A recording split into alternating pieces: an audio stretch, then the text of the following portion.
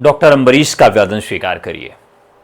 आशा करता हूं कि आप सब बहुत अच्छे होंगे, तैयारी आपकी अच्छी चल रही होगी और ईश्वर से प्रार्थना भी है कि आप सबका एलटी ग्रेड का प्रीलिम्स निकल जाए, टायर 1 निकल जाए, केंद्रीय विद्यालय संगठन, नवोदय विद्यालय संगठन, EMRS का जब रिजल्ट आए तो उसमें आप चयनित हों, आपको मेंस देने के लिए मिले। तो मेंस की कक्षाओं में आपका बेहद स्वागत है और आज हम लोग शुरुआत कर रहे हैं इसके मॉडल पेपर 2 की। और मॉडल पेपर 2 में किस तरह के सवाल पूछे जाएंगे, खास करके KVS में, NVS में या EMRS में। तो कुछ ऑब्जेक्टिव क्वेश्चन पूछे जाएंगे आपके सिलेबस से संबंधित और ऑब्जेक्टिव क्वेश्चंस के बाद आपसे डिस्क्रिप्टिव सवाल भी पूछा जाएगा। तो इसी लेक्चर में, इसी वीडियो में कुछ सवाल आपको ऑब्जेक्टिव मोड का मैं सॉल्व कराऊंगा और फिर उसके बाद डिस्क्रिप्टिव मोड के भी कुछ सवाल आपको सॉल्व कराऊंगा। तो आपको इसी में बने रहना है साथियों। अभी आपके लिए 26 जनवरी तक लगभग 50 से 60% तक की छूट दी गई है हमारे हिंदी के सभी कोर्सेज पर। यदि आप केंद्रीय विद्यालय संगठन, नवोदय विद्यालय संगठन, EMRS या एलटी ग्रेड मेंस की तैयारी कर रहे हैं और आपको लगता है कि आपका मेंस में चयन हो सकता है, तो आप हमें केवल व्हाट्सएप करके हमसे जुड़ सकते हैं। हमारी टीम आपसे खुद कंसल्ट करेगी, संपर्क करेगी और यह फीस 50 से 60% कम हो जा रही है। कब तक? 26 जनवरी तक। तो 26 जनवरी तक अगर आप हमारे इस बैच से जुड़ते हैं तो आपको एक बेहतर अवसर मिल जाएगा कम फीस पे प्रवेश लेने का। ये सबसे कम फीस होगी, ठीक है। तो चलिए अब कुछ सवालों के जवाब लेते हैं और फिर उसके बाद हम चर्चा करेंगे डिस्क्रिप्टिव में। अगर आपसे सवाल पूछा जाए तो डिस्क्रिप्टिव का सवाल किस तरह से आएगा, ठीक है। तो एक बार जितने भी साथी आ गए हैं वो फटाफट लाइक कर दें और आ जाएं। चलिए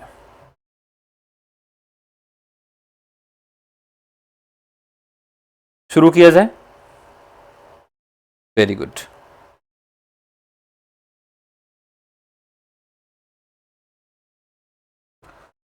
सबसे पहला सवाल है, विद्यापति किसके दरबारी कवि थे?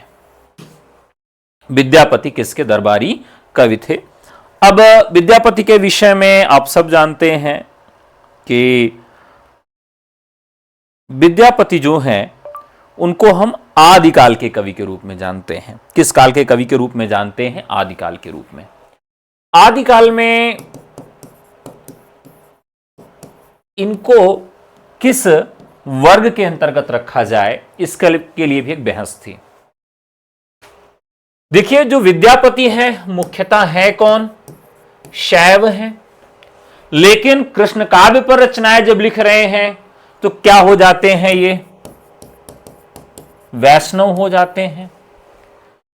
तो ऐसे में है तो ये शैव, लेकिन वैष्णव संबंधी रचनाएं लिख रहे हैं। एक समय ऐसा भी था कि जब इन्हें बंगाल का कवि कहा जाता था, बंगाली कवि कहा जाता था, लेकिन बाद में साक्ष्यों के आधार पर निर्धारित किया गया कि बंगाल कवि न होकर हिंदी के कवि हैं।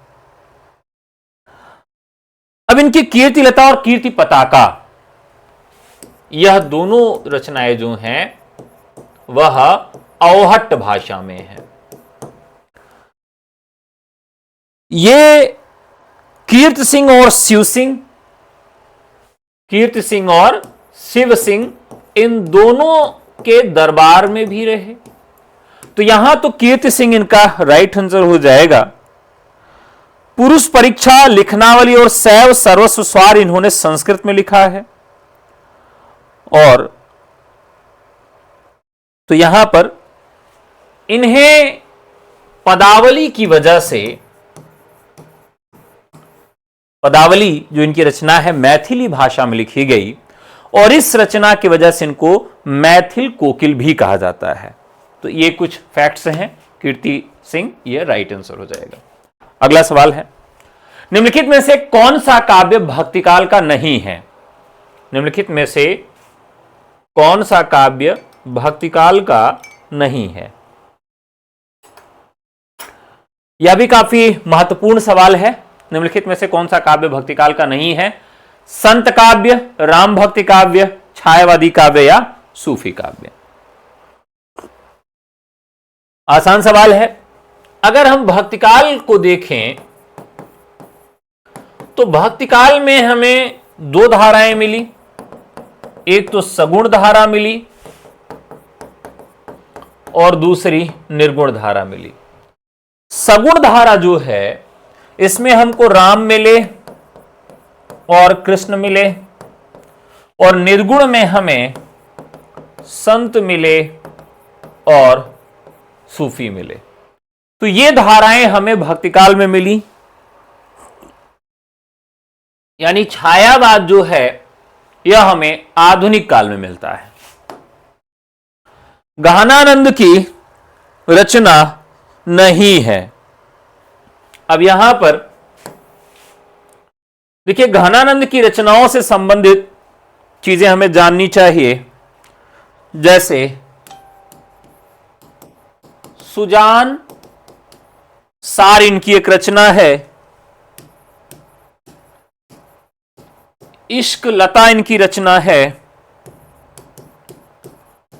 बिरह लीला इनकी रचना है, वियोग बेली,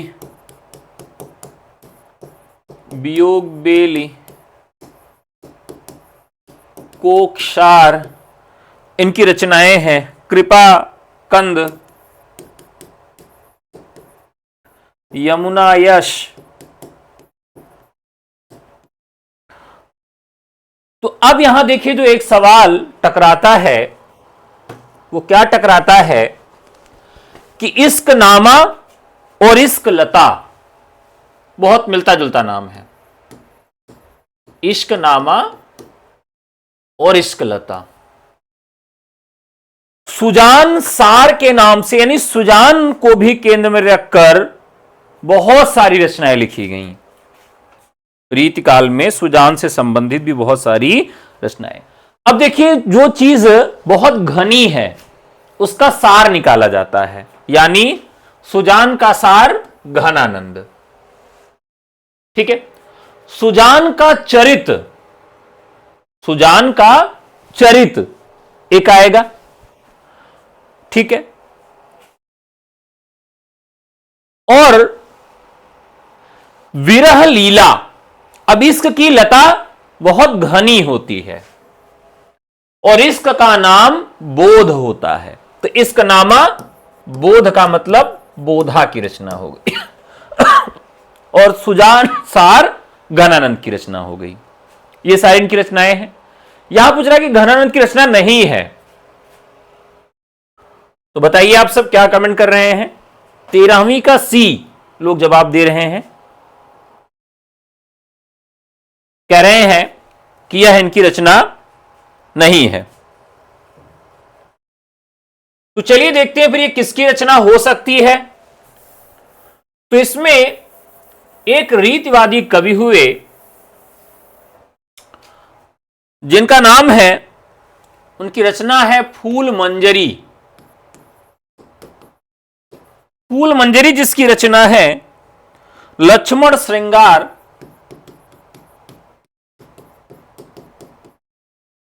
रसराज ललित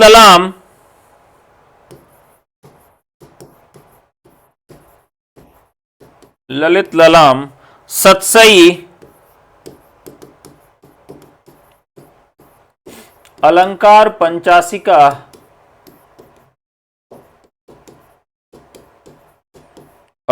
पंचाशिका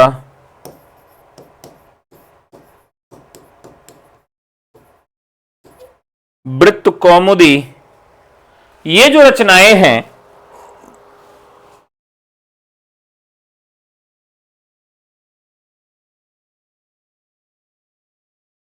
यह किसकी हैं?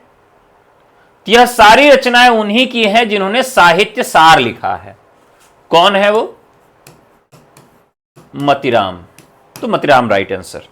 अगला सवाल, निम्नलिखित में से कौन ज्ञान मार्गी शाखा के कवि नहीं है? ज्ञान मार्गी शाखा के कवि नहीं है।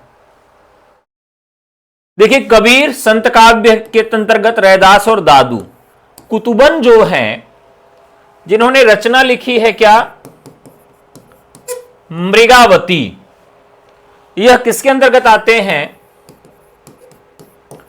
तो इनको हम सूफी काव्य के अंतर्गत रखते हैं। कुतुबन को सूफी काव्य के अंतर्गत रखते हैं।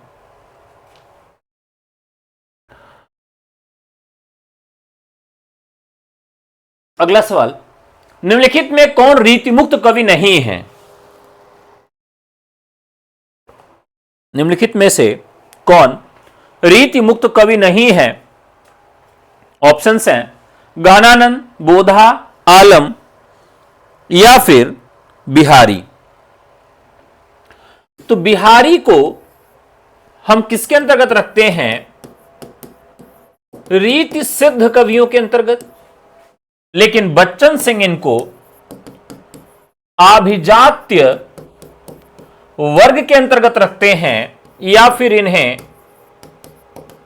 क्लासिकल कवि कहते हैं। इनको अभिजात्य कवि या क्लासिकल कवि के अंतर्गत रखा जाता है। अर्थात कौन रीतिमुक्त कवि नहीं है? तो राइट आंसर हो जाएगा बिहारी रीतिमुक्त कवि नहीं है। अब यहां रीति बिहारी की बात करें तो 719 पद लिखे, जिसमें 713 दोहे और 6 सोरठा की रचना इन्होंने की है। ठीक है, अब एक सवाल यहां और पूछा जाता है कि बिहारी की जो रचनाएं हैं, बिहारी सतसई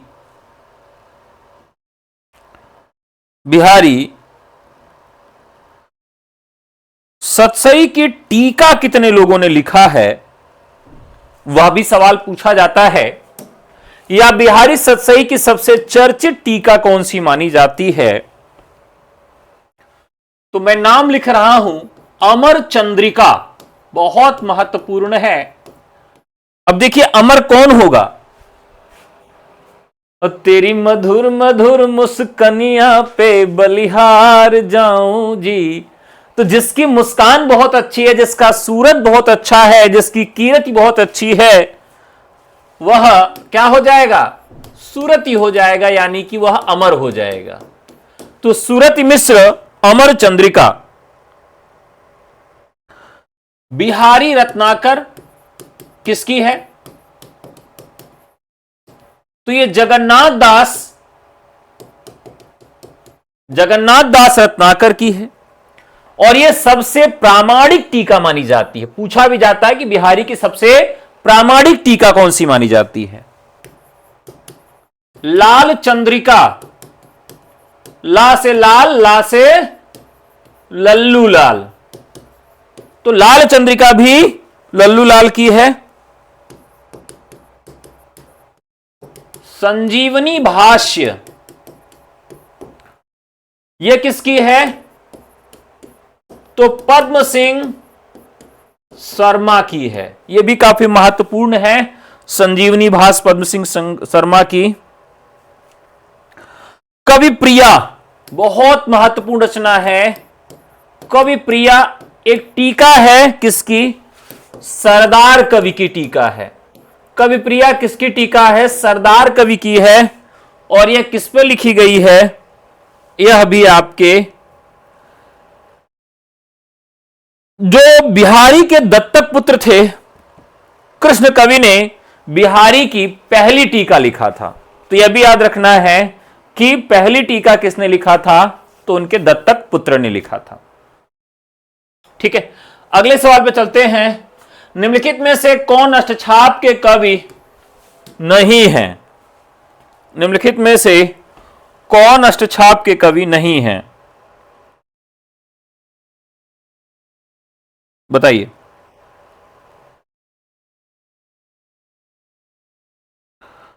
अष्टछाप के जो कवि हैं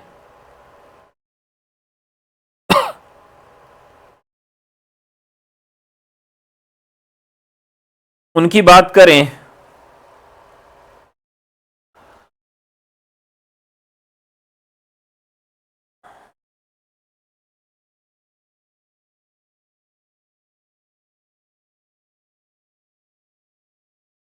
चलिए राइट आंसर लेते हैं। तो कौन नहीं है? तो रैदास छाप कवियों के अंतर्गत नहीं आते हैं। सूरदास, परमानंद दास और कुंभन दास ये आते हैं। तो एक एक कवि के विषय में देखते हैं। जैसे आपके पहले कवि कौन है अष्टछाप के, यह भी आपसे सवाल पूछा जा सकता है। कैसे याद रखेंगे? तो कुसूर परम कृष्ण का है कि वो नंद की छत पर गाय चराने गए, ये ट्रिक हो गया। तो सबसे पहले हमारे आते हैं कुसूर, फिर आते हैं परम और फिर आते हैं कृष्ण। कुसूर का मतलब कु से हो गया कुंभन दास, कु से क्या हो गया? कुंभन दास। अब इनके विषय में देखें क्या खास बात थी इनके पास। ये सबसे बड़े हैं उम्र में। किसमें है? उम्र में सबसे बड़े हैं, प्रथम कवि हैं। और ये श्रीनाथ जी के मंदिर में क्या करते थे? कीर्तन करते थे। इनकी एक घटना बहुत प्रसिद्ध है कि संतन को कहा सीकरी सो काम, आवत जात पनहिया टूटे बिसर गयो हरिनाम। फतेहपुर सीकरी एक बार इनको अकबर ने बुलवा लिया और वहां से लौटने के बाद उन्होंने यह बात लिखी थी। इनकी कोई पुस्तक नहीं है। इनके लगभग 500 पद ऐसे हैं जो हमको मिलते हैं। परमानंद दास जो हैं, सूरदास को वात्सल्य रस का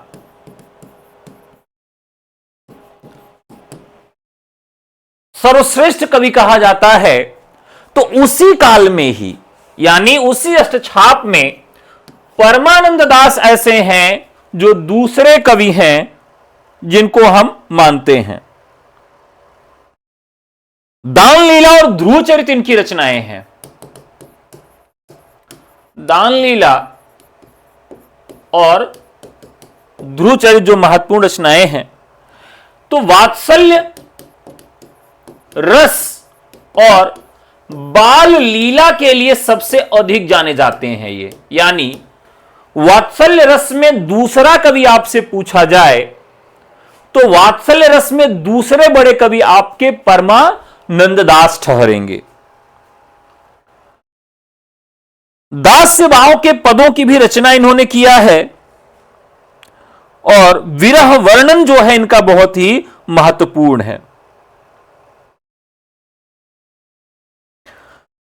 अब ध्यान रखिए, एक सवाल आपसे पूछ रहा हूं, जो सही जवाब दे देगा उसको आज रसगुल्ला खिलाऊंगा। बताइए कि पुष्टि मार्ग में दो सागर किसको माना गया? किसे माना गया? यह सवाल का जवाब जो दे देगा आज उसको रसगुल्ला खिलाऊंगा। जितने भी साथी जुड़े हैं एक बार फटाफट लाइक कर दें। एकदम नया और ताजा सवाल आपके लाया हूं कि जैसे पुष्टि मार्ग का जहाज की बात किया जाएगा तो सूरदास हैं, लेकिन पुष्टि मार्ग के दो सागर कौन से हैं? पुष्टि मार्ग के दो सागर कौन से हैं? तो दो सागर का भी कॉन्सेप्ट यहां देखने के लिए मिलता है। तो ध्यान रखिएगा, विट्ठलनाथ ने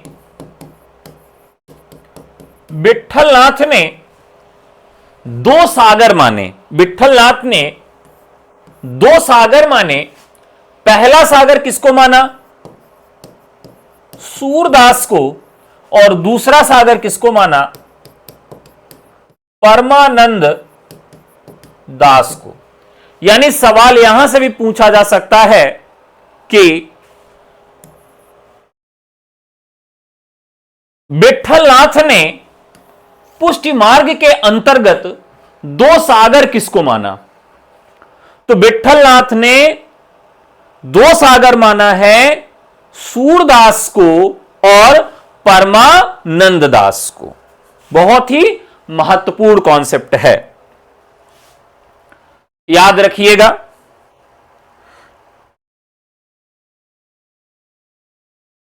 ठीक है, अब बात करते हैं साथियों कुंभन दास की। तो अष्टछाप के कवियों में सबसे वरिष्ठ कौन था?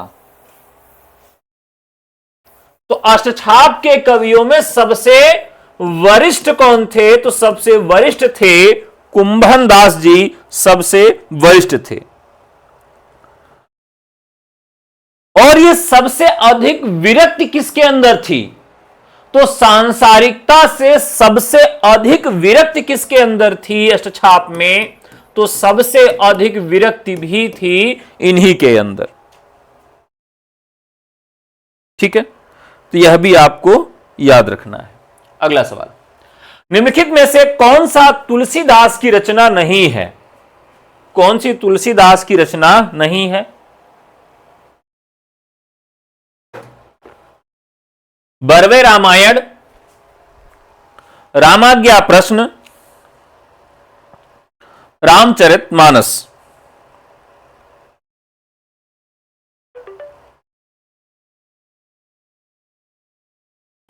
अब देखिए यहां पर बरवे रामायण, बरवे का मतलब बर गया, जल गया। क्या बरा? 12 12 12 धन 7 7 7 बराबर 19। 19 मात्राओं वाला यह छंद है बरवे। रामाज्ञा प्रश्न भी इनकी है, रामचरितमानस भी है, रामचंद्रिका नहीं है। तो रामचंद्रिका किसकी रचना है? केशव दास की रचना है।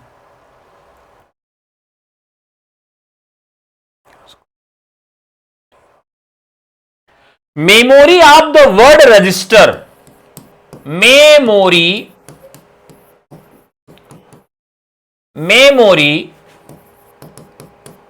ऑफ द वर्ड रजिस्टर में ये किसका है? यूनेस्को का है। तो यूनेस्को के memory of the word register में तुलसीदास की किस रचना को सम्मिलित किया गया है? चलिए तुक्का लगाइए फटाफट। पूछा जा सकता है कि यूनेस्को के, जो कि विश्व धरोहरों को ध्यान में रखता है, तो यूनेस्को की memory of the world register में किस रचना को रखा गया है? चलिए फटाफट जवाब दीजिएगा। जितने भी साथी आ गए हैं एक बार देख लेते हैं कौन कौन साथी आए हैं। तो रंजन बाला, स्वाति, आकाशदीप, अमित, स्वाति, अंकुर, आकाशदीप, वंदना, एक तो सारे लोग कमेंट भी नहीं कहते हैं, शिव बाबू, अंकुर, सतीश, अमित। चलिए तो एकदम सही जवाब दिया है स्वाति बंदवान, शायद मैं वही सही नाम पढ़ रहा हूं। तो रामचरितमानस को, जो कि तुलसीदास की रचना है, इसको यूनेस्को की memory of the world register में शामिल किया गया है। ठीक है,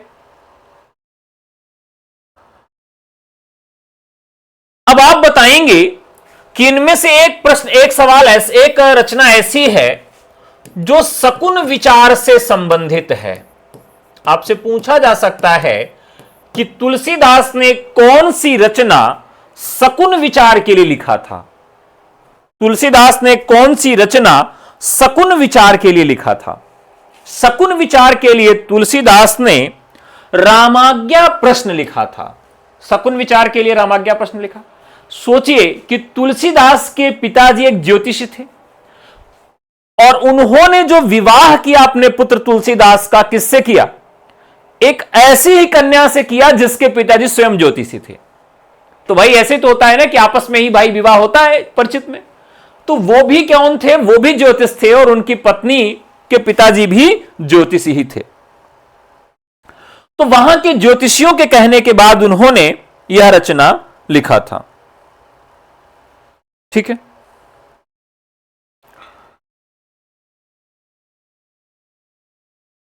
चलिए अब आप बताइए कि एक सवाल इससे और जुड़ता है, हनुमान बाण। हनुमान बाण जो है, हनुमान बाहुक के समान एक रचना है जो कि हनुमान जी के तीव्र आराधना से संबंधित एक ग्रंथ है। ठीक है,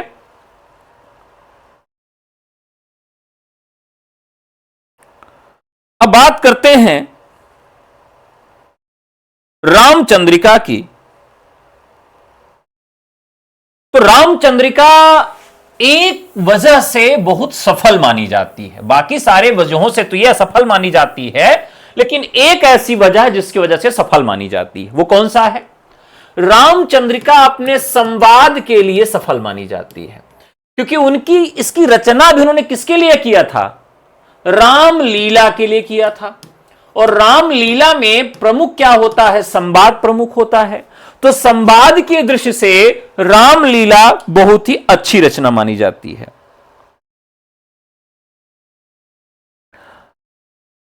अब देखिए, लेकिन इसको इतना फास्ट फॉरवर्डेड मोड में लिखा गया कि जिसकी वजह से यह उतना सफल नहीं मानी जाती। मैं आपको एक पंक्ति सुना रहा हूं जिसमें हनुमान जी के द्वारा लंका पर दहन किया जा रहा है और एक ही दोहे में उन्होंने पूरा लंका को जला दिया। हाट बाट कोट ओट अटनी अगार पौरी, हाट बाट कोट अटानी पागर पौरी, और खोरी खोरी दौड़ दौड़ दीन यति आगी है। इतनी बात में उन्होंने पूरे लंका को जला दिया। अंगद और रावण का जो संवाद है वो बहुत यहां का अच्छा है, और इसी तरीके से रावण ने जो मंदोदरी से संवाद किया, उस संवाद के दृष्टिकोण से भी यह रचना बहुत ही महत्वपूर्ण मानी जाती है। कौन के सुत बाली के, वह कौन बाली न जानिए, कांख चापी तुम्हें जो सागर सात नात बखानिए। कहता है मैं बाली का पुत्र हूं। कहता है कौन बाली? कहता अरे वही बाली जो तुमको अपनी कांख में दबा के रखा था। रावण से जब बात कर रहा है तो इस तरह से बात की जा रही है। शब्दों का जायब भर जाना ही जाता है इसको। चलिए, आदिकाल के किस कवि ने खड़ी बोली में रचना की है? तो खड़ी बोली में रचना किसने किया है? अमीर खुसरो ने किया है। तो अच्छा है, कोई नहीं, आगे बढ़ते हैं। पृथ्वीराज रासो के रचयिता कौन है? आसान सा सवाल है, चंद बरदाई हैं। आचार्य रामचंद्र शुक्ल के अनुसार आदिकाल का समय क्या है? आचार्य रामचंद्र शुक्ल के अनुसार आदिकाल का समय क्या है? संवत 1050 से 1375। तो यहां क्या? 1050 से 1375। इसमें भी बड़ा कंफ्यूजन हो जाता है, 70 50 कर दिया, लेकिन 1375 तक है। 1050 से 1375। दूसरा सप्तक का प्रकाशन कब हुआ? दूसरा सप्तक का प्रकाशन कब हुआ? तो इस सप्तक तो याद रख लीजिए। पहला सप्तक 43 में, दूसरा 8 साल बाद 1951 में, तीसरा 8 साल बाद 1959 में, चौथा 20 साल बाद 1979 में। नाम है सप्तक, लेकिन जुड़ेगा 8 और अंतिम में जुड़ेगा 20। आनंद कादंबरी पत्रिका कौन निकालते थे?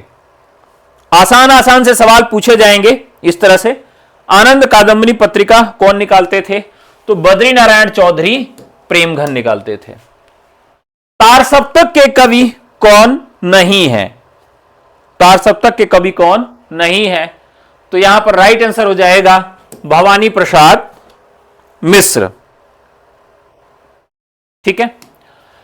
साहित्य जनसमूह के हृदय का विकास है, यह इस निबंध के लेखक कौन है?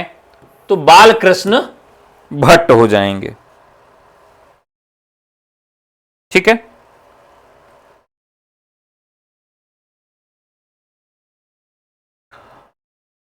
अब बात करते हैं थोड़ा सा बालकृष्ण भट्ट पर, क्योंकि यह काफी महत्वपूर्ण है। बालकृष्ण भट्ट जी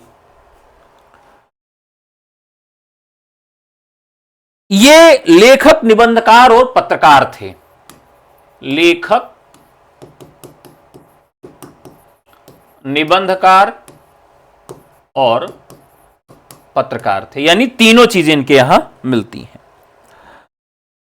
1877 में इन्होंने हिंदी प्रदीप पत्र निकाला। कहां से? इलाहाबाद से। और लगभग इन्होंने 1000 निबंध लिखे हैं। इनके 3 महत्वपूर्ण उपन्यास हैं। कौन कौन से? नूतन, ब्रह्मचारी, 100 अजान, एक सुजान, काफी महत्वपूर्ण है, और रहस्य कथा। ये इनके 3 महत्वपूर्ण उपन्यास मिलते हैं। सैद्धांतिक आलोचना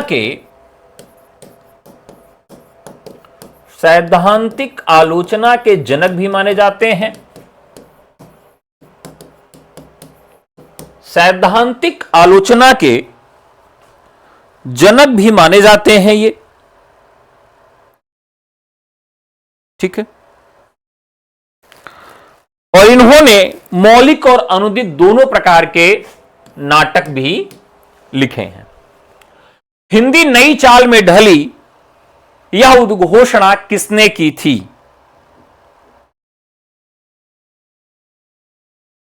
हिंदी नई चाल में ढली, बताइए।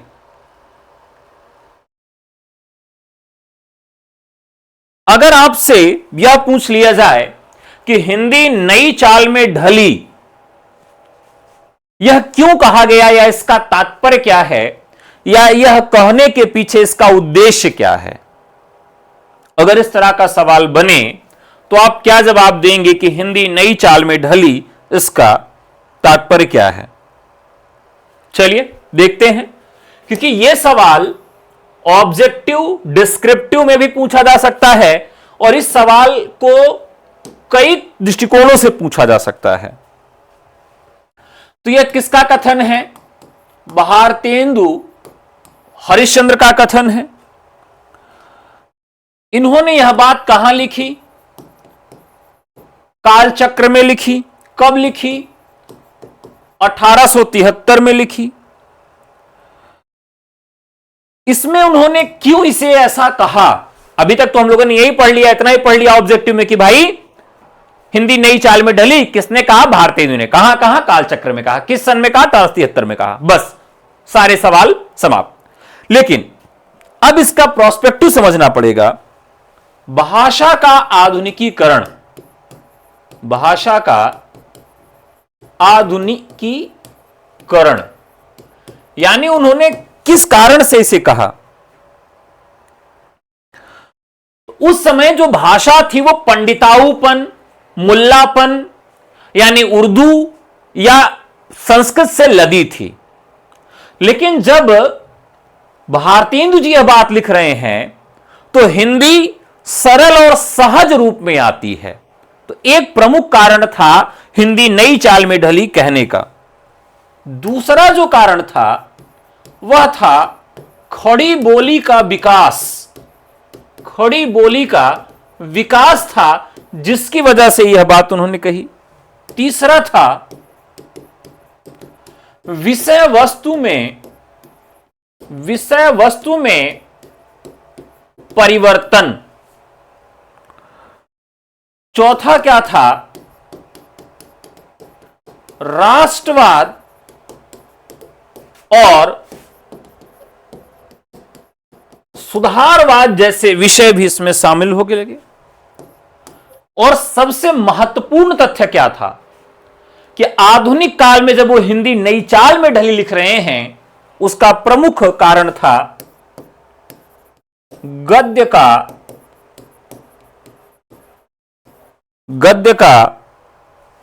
वर्चस्व। जो सबसे प्रमुख कारण था वो ये था कि उस समय गद्य का वर्चस्व हो गया था। ठीक है, तो इन सारी वजहों से उन्होंने हिंदी को नई चाल में ढली होने का बताया। तो हिंदी नई चाल में ढली, इसका तात्पर्य केवल भाषा से नहीं है, हिंदी में लिखे जा रहे संपूर्णता से है। हिंदी में क्या लिखा जा रहा है, उसकी शैली किस तरह से बदल रही है, व्याकरण उसका किस तरह से है, उसका उद्देश्य किस तरह से है। यानी जब वो हिंदी की बात कर रहे हैं तो उसमें दोनों चीजें आ रही हैं, एक भाव भी आ रहा है और एक कला भी आ रहा है, समझिएगा। और उसी में कथा भी आ रही है और शिल्प भी आ रहा है। तो हिंदी नई चाल में ढली, यह कहने के पीछे उनका प्रमुख आशय किन किन चीजों से था?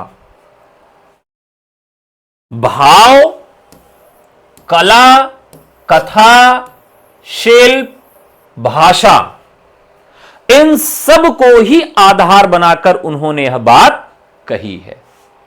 क्लियर है सबको? चलिए अगला सवाल। आरंभिक हिंदी कहानी दुलाई वाली के रचनाकार कौन है?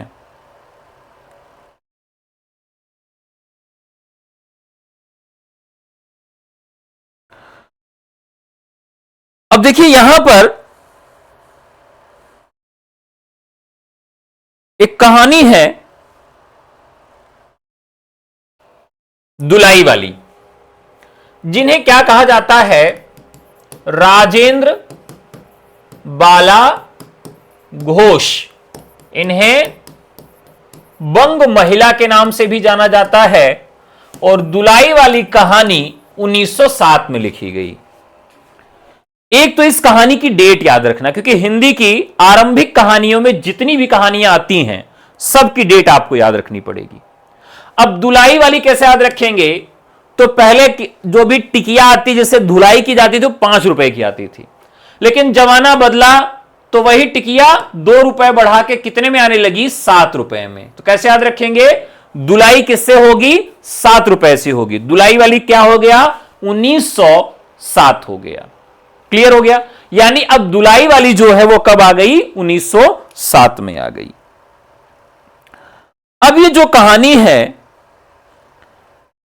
यह वंशीधर इलाहाबाद के रहने वाले हैं और बनारस में उनका ससुराल है। यानी इसका जो कथाक्रम है इलाहाबाद से लेकर बनारस के बीच का है। यानी इलाहाबाद में अवधी भाषा है और बनारस में भोजपुरी भाषा है, तो दोनों के जो संवाद हैं वह भी आपको यहां पर देखने के लिए मिलेंगे। ठीक है,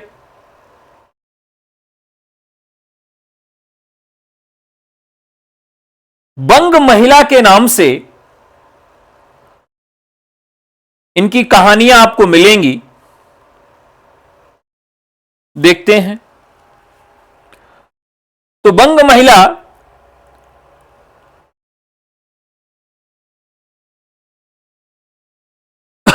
चलिए अगला है, निम्नलिखित में कौन जयशंकर प्रसाद का नाटक नहीं है? जयशंकर प्रसाद का नाटक। अब साथियों जयशंकर प्रसाद के नाटक की बात करें तो यहां पर एक नाटक आपको मिलेगा, सिंदूर की होली नाटक। सिंदूर की होली नाटक जो मिलेगा यह बहुत ही महत्वपूर्ण और चर्चित उपन्यास में से एक है। किसका है? तो देखिए सिंदूर जो महिलाएं लगाती हैं उनको याद होगा कि सिंदूर को कुछ लोग मिक्स करके लगाते हैं। 2 कलर का या 3 कलर का सिंदूर होता है तो कई बार मिक्स करके लगाया जाता है। और होली भी जब की जाती है किसी एक रंग से होली नहीं खेली जाती, उसमें कई रंग मिक्स होते हैं। तो सिंदूर की होली का मतलब मिश्र होना चाहिए, यानी लक्ष्मी नारायण, लक्ष्मी नारायण मिश्र। तो सबसे बड़ा कंफ्यूजन होता है कि लक्ष्मी नारायण लाल होंगे या लक्ष्मी नारायण मिश्र होंगे। ठीक है, अब यहां पर यह नाटक जो है, एक हत्या होती है और हत्या पर एक मुकदमा होता है। हत्या पर जो मुकदमा होता उसी के इर्द गिर्द ये जो है मुरारी लाल जो है भ्रष्ट डिप्टी मजिस्ट्रेट 10,000 रुपए की रिश्वत लेकर हत्यारे भगवंत सिंह को बचाने का प्रयास करते हैं। मुरारी लाल, मनोरमा और चंद्रकला, रजनीकांत, ये प्रमुख इसके पात्र हैं। ठीक है, तो यह जो उपन्यास नाटक है इसको छोड़ दें तो बाकी सारे नाटक द्विस्वामिनी, राजश्री और विशाख ये किसके हैं? जयशंकर प्रसाद के हैं। निम्नलिखित में कौन सा नागार्जुन की रचना नहीं है? नागार्जुन की रचना कौन सी नहीं है? फूल नहीं, रंग बोलते हैं। देखिए बाकी सारी रचनाएं तो नागार्जुन की है, फूल नहीं रंग बोलते हैं ये किसकी है? केदारनाथ अग्रवाल की है। केदारनाथ अग्रवाल की यह रचना है और यह 1986 में इस रचना पर सोवियत लैंड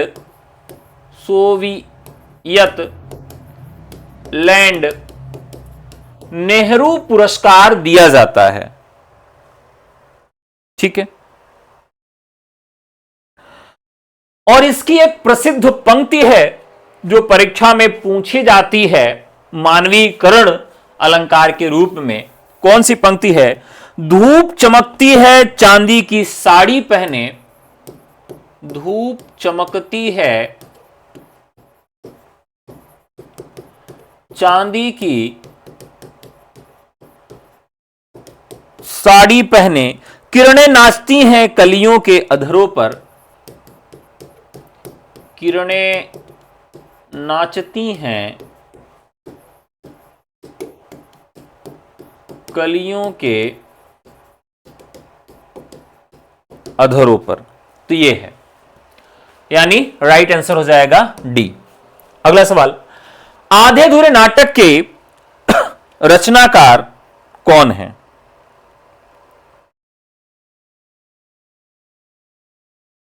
अब आधे अधूरे नाटक की बात करें तो 3 नाटक लिखे आधे अधूरे नाटक। मोहन राकेश ने 3 नाटक लिखे जो बहुत चर्चित हुए। अब इसके पात्र आपसे जरूर पूछे जाएंगे, इसके पात्र आपको जरूर याद रखना है और इसकी डेट भी पूछी जाती है। तो 1969 का एक उपन्यास नाटक है और यह इसके जो मुख्य पात्र हैं सावित्री, महेंद्रनाथ, ये इसके 2 मुख्य पात्र हैं जिनके बीच में इसे पहला वास्तविक समकालीन नाटक भी कहा जाता है। पहला वास्तविक समकालीन नाटक भी इसे कहा जाता है। ठीक है,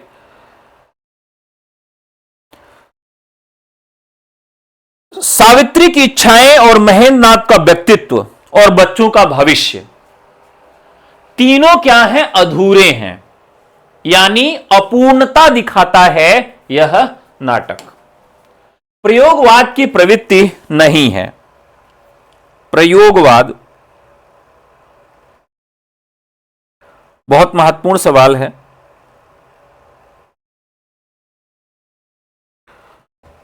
क्षणवाद, बौद्धिकता, पारंपरिक उपमानों का प्रयोग या फिर दुखवाद? चलिए फटाफट बताइए।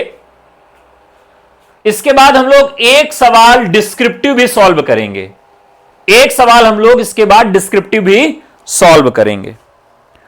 प्रयोगवाद जो है, क्या क्या महत्वपूर्ण इसमें चीजें मिलती हैं, तो इसका जो सबसे पहली और बड़ी विशेषता है, अतिबौद्धिकता।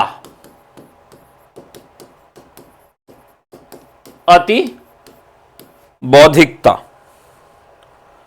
दूसरा इसमें है घोर वैयक्तिकता, यानी घोर व्यक्तिवाद भी इसमें देखने के लिए मिलता है। नवीन उपमान भी इसमें मिलते हैं और नवीन प्रतीक भी आपको इसमें देखने के लिए मिलते हैं। अनास्था और निराशा का स्वर इन कविताओं में आपको देखने के लिए मिलेगा। यथार्थवादी दृष्टि मिलेगी आपको।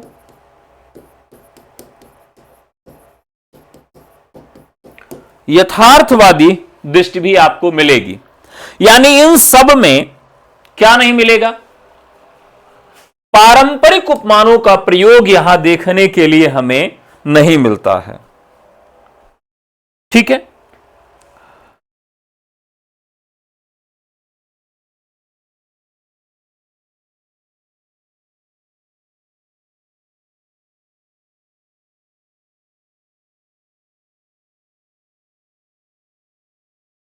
अब एक चीज यहां और समझ में आनी चाहिए कि प्रयोगवाद और नकेनवाद, इन दोनों में अंतर भी पूछा जा सकता है आपसे कि चलिए आप बताइए कि प्रयोगवाद और नकेनवाद में प्रमुख अंतर क्या है।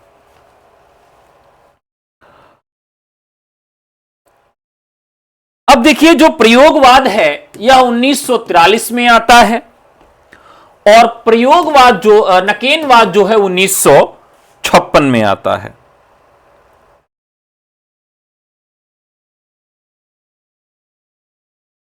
देखिए यहां पर प्रयोगवाद में जो प्रयोग है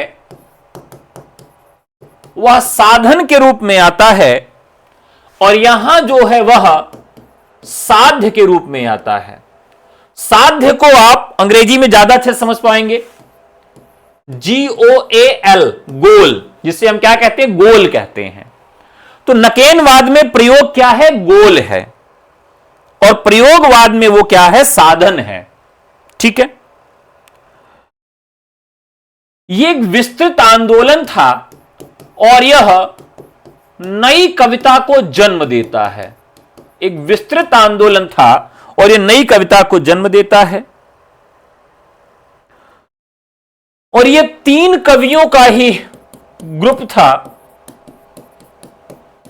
और यह लघु कविता के रूप में ही सिमट गया। इसका और विकास देखने के लिए नहीं मिला। इसमें सामाजिक सरोकार था, सामाजिक सरोकार देखने के लिए मिलता है और उसमें संवेदना का संतुलन भी मिलता है।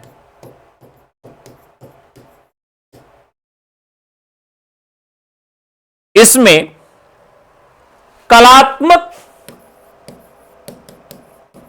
और शिल्पगत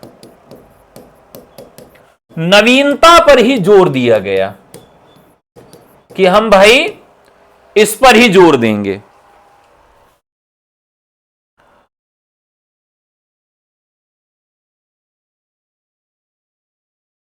अब ध्यान रखिएगा कि इसके जो स्थापक हैं वो अज्ञेय हैं और ये लोग जो है अपने आप को सच्चे प्रयोगवादी मानते हैं और ये मानते थे कि प्रयोगवादी, वास्तविक प्रयोगवादी हम ही हैं। तो प्रमुख रूप से यह अंतर भी आपको याद रखना चाहिए कि प्रयोगवाद और नकेनवाद में अंतर क्या है। अगर ये पॉइंट्स आप याद रखेंगे तो निश्चित तौर पर अगर बड़ा सवाल भी आपको लिखने के लिए आ जाए कि प्रयोगवाद और नकेनवाद का प्रमुख अंतर स्पष्ट करिए, तो इन बिंदुओं को अगर आप याद रखेंगे तो यह सवाल आप सही कर जाएंगे, उसमें कोई दिक्कत नहीं होगी। ठीक है, चलिए अब एक सवाल हम लोग मेंस के पॉइंट ऑफ व्यू से और कर लेते हैं कि अगर हमसे बड़ा सवाल पूछ लिया जाए तो हम किस तरह से जवाब देंगे। ठीक है, जैसे पूछ लिया जाए कि आंचलिक कहानी किसे कहते हैं, उदाहरण दीजिए। क्या पूछा जाए? आंचलिक कहानी किसे कहते हैं, उदाहरण दीजिए। अब अगर ये सवाल आपसे पूछ लिया जाए तो हम इसका उत्तर कैसे देंगे?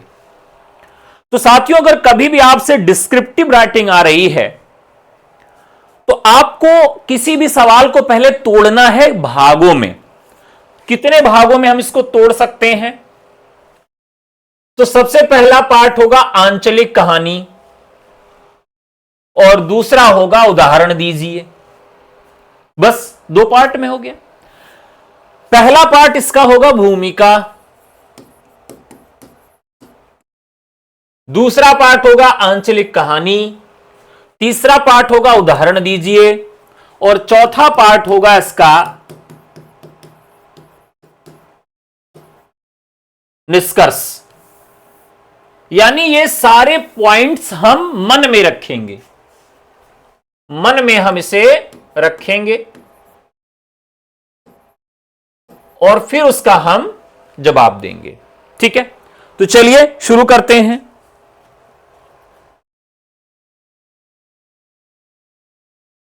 लिखते हैं इसका उत्तर। आंचलिक कहानी से तात्पर्य ऐसी कहानियों से है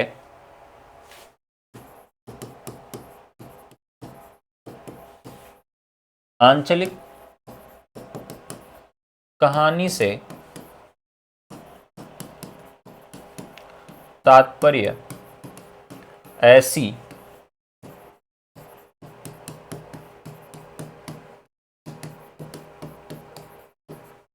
ऐसी कहानियों से है जो किसी अंचल विशेष की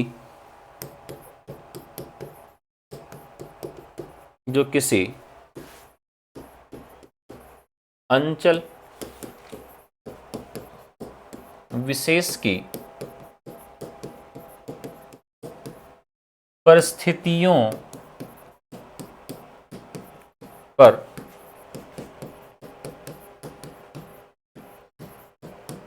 आधारित होती हैं। उस अंचल को यह कहानियां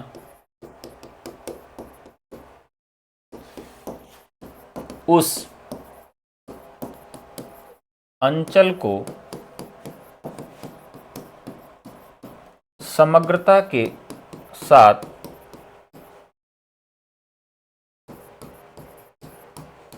ग्रहण करती हैं। ठीक है, अब ये हमने क्या कर दिया, थोड़ी सी बात अपनी यहां पर रख दी।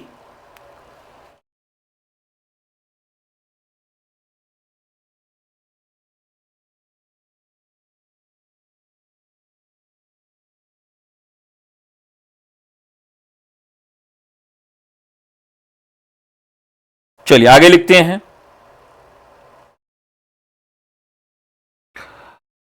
ऐसी कहानियां की प्रस्तुति विशेषता उनमें प्रयुक्त अंचल विशेष की भाषा से संबंधित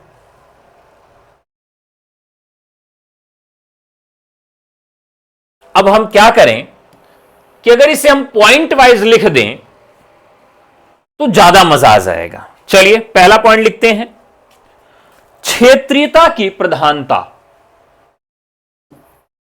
इन कहानियों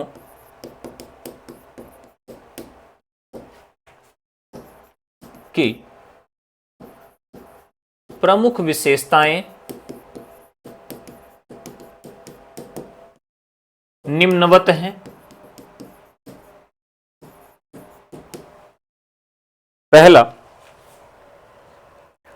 क्षेत्रीयता की प्रधानता।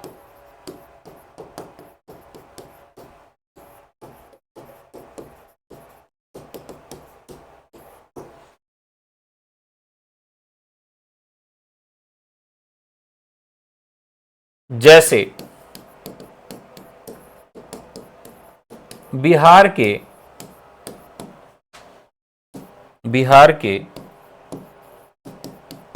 किसी जिले, पूर्णिया की कथा।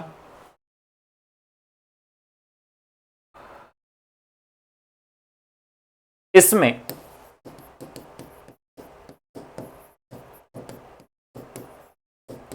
उस क्षेत्र की भाषा, संस्कृति आदि का समावेश होगा।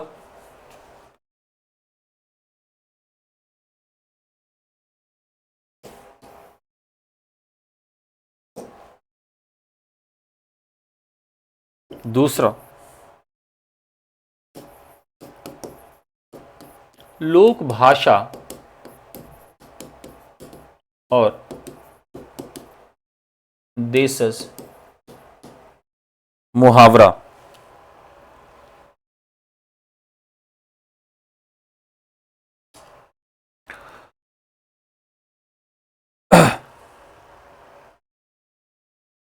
जैसे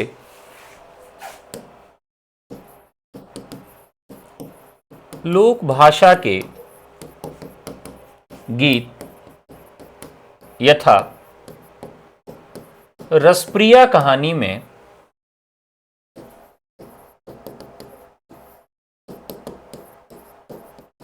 ठुमरी का प्रयोग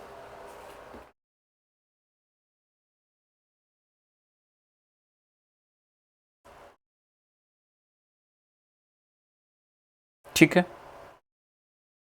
तो रसप्रिया में क्या किया जाता है? ठुमरी का प्रयोग किया जाता है।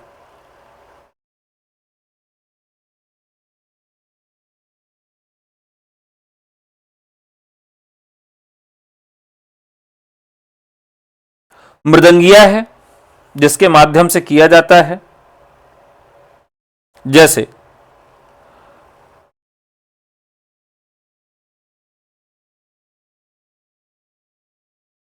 देशज शब्दों की प्रचुरता यहां पर होती ही है।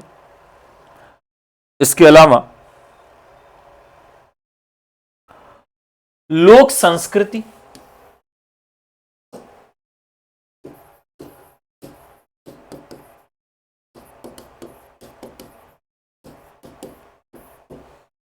लोक संस्कृति कहानियों में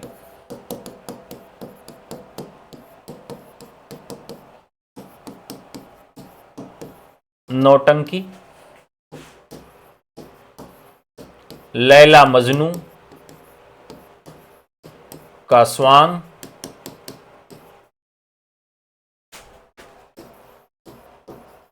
कठपुतली नृत्य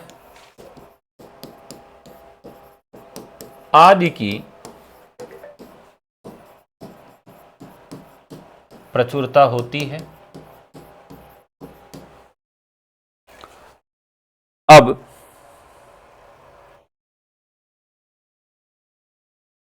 लाल पान की बेगम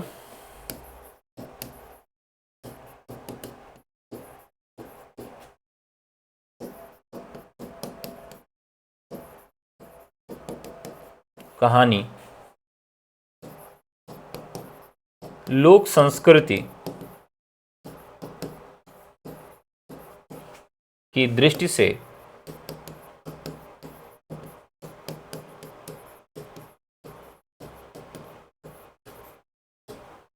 महत्वपूर्ण है।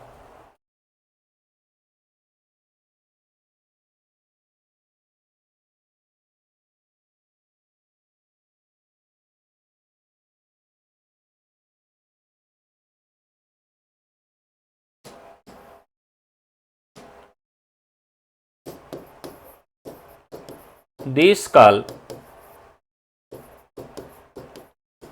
वातावरण पर क्षेत्रीयता का प्रभाव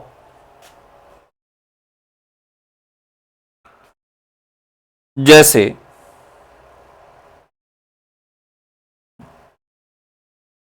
हीरामन गाड़ीवान और हीराबाई के माध्यम से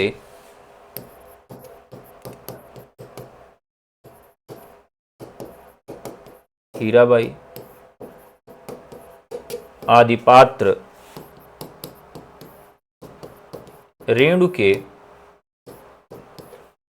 की कहानियों में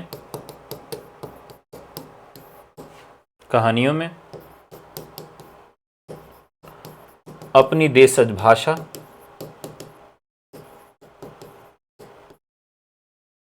का प्रयोग करते हैं।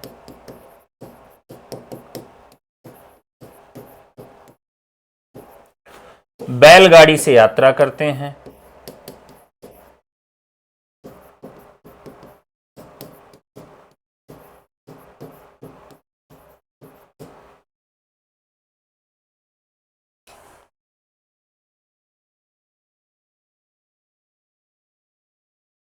अब जो प्रमुख कहानियां हैं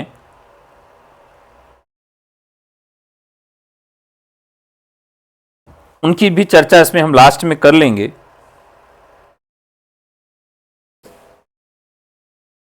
पांचवा,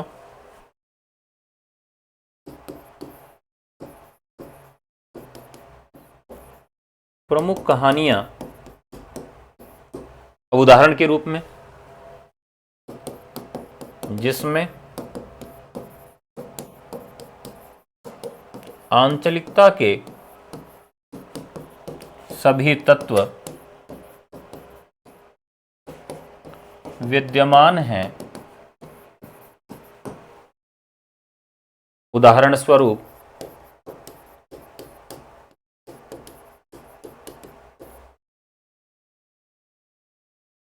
तीसरी कसम मारेगे गुलफाम,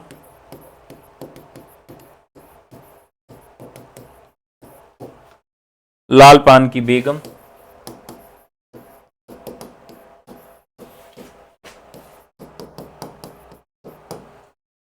ये तो इसी तरह से रसप्रिया,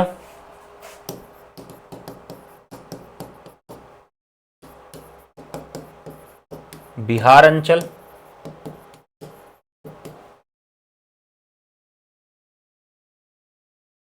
फिर इसके बाद कर्मनाशा की हार, कर्मनाशा की हार, हंसा जाए अकेला,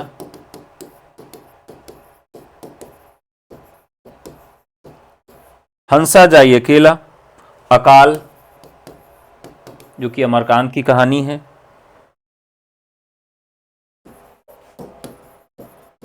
पूर्वी उत्तर प्रदेश का अंचल पर आधारित,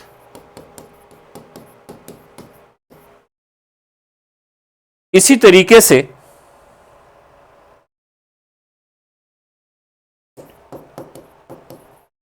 गजाधर बाबू,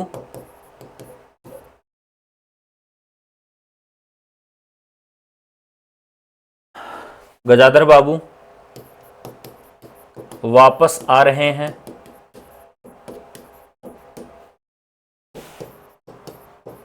बुंदेलखंड का अंचल पर आधारित, बुंदेलखंड के अंचल पर आधारित, इसी तरीके से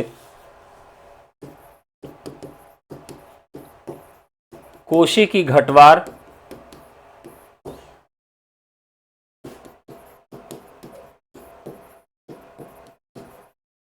पहाड़ी अंचल और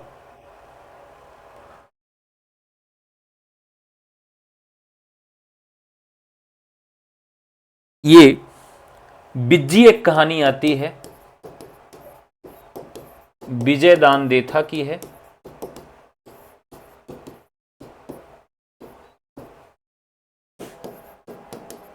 राजस्थानी अंचल। अतः हम कह सकते हैं कि किसी स्थान विशेष के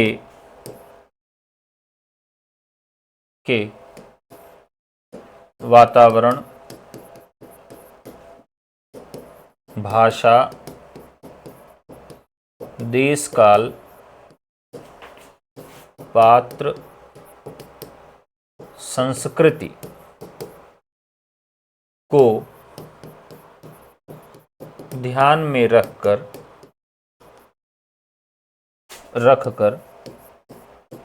जो कथा ने लिख के यहाँ लिखेंगे, जो कथ्य लिखा जाता है वह आंचलिक कहानी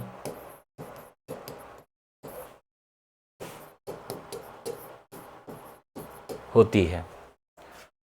ये हमने एक उत्तर लिख लिया, किस प्रकार का एक मॉडल आंसर हो सकता है।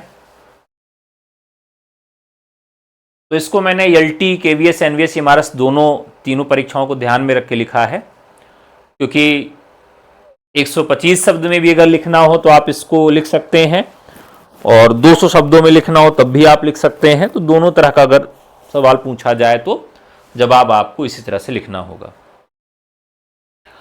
तो हमें इस तरह से जवाब लिखना पड़ेगा कि सवाल को हम पहले ही पार्ट में बांट लें, पार्ट 1, पार्ट 2, पार्ट 3, पार्ट 4, और फिर उसके बाद समय का संयोजन करें।